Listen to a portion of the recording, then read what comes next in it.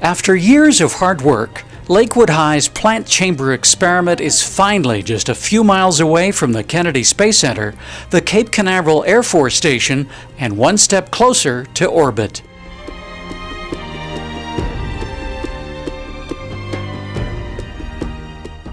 Lakewood Jr. Ryan Sparks is carrying a hardened case that looks like it might carry nuclear launch codes.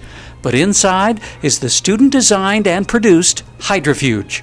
And just behind him, classmate Clara Wilson carrying the tiny plant itself. The travels have been a little hard on it, so I'm a little worried about how well it's going to stand up to the rocket. Actually, that's something that has me worried. In partnership with Warren Tech and NASA's Hunch program, these tigers were tasked with getting their hydrofuge invention flight ready.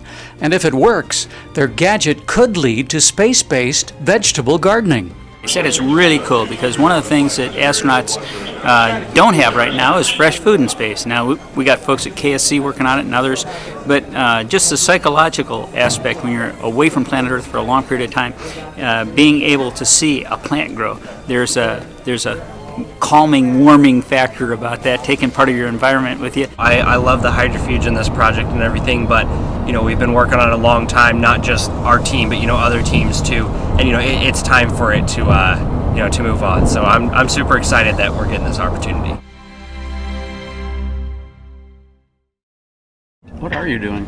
Putting the bolts in. Finishing the hydrofuge. No. Early Sunday morning, the students, along with Lakewood and Warren Tech teachers and principals, arrive at a place very few ever get to visit, NASA's ISS processing facility, where payloads are assembled before launch. Joining them, Tiger grads who worked on the experiment back in the beginning and are now well on their way to professional lives as researchers and engineers.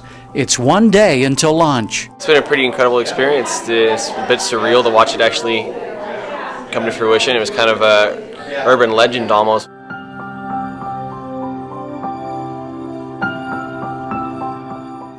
I was there in some of the big breakthrough years, and now it's finally all come together and it's finally going where we hoped it would go.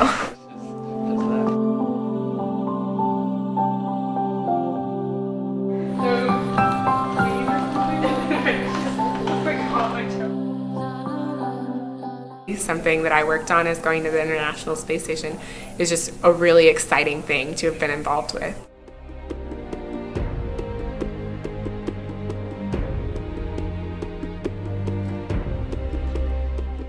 I always told myself if it went on to the ISS, I would be there to watch it.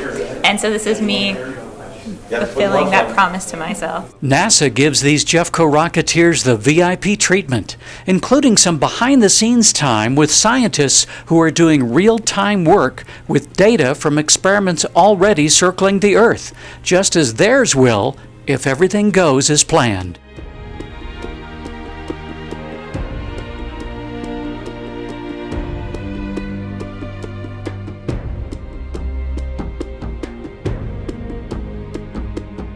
Everyone eagerly awaiting liftoff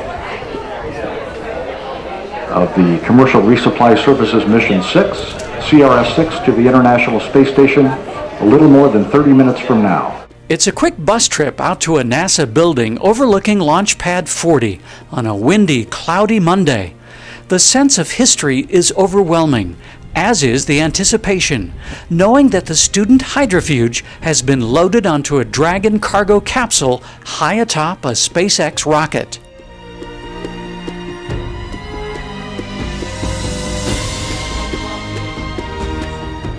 A pre-flight briefing gives the Rocketeers the latest, but they soon learn thunderstorms in the area means today's attempt is a scrub. They'll have to wait until tomorrow to see if their hydrofuge will take flight. It's a little disappointing because I wanted to see a rocket launch. 2 minutes. Like there are 2 minutes left. They reset our countdown to 22 hours.